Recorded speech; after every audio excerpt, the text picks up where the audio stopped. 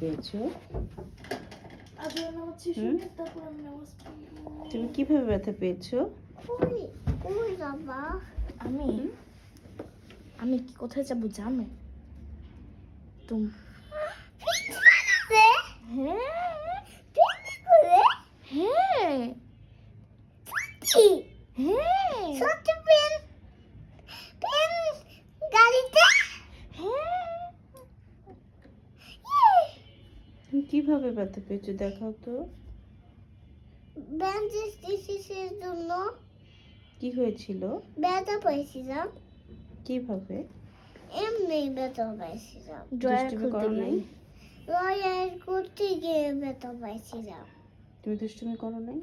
না, এইটুকু রয়ার করতে গিয়ে আমার রক্ত বের হয়ে গেছিল। তাই?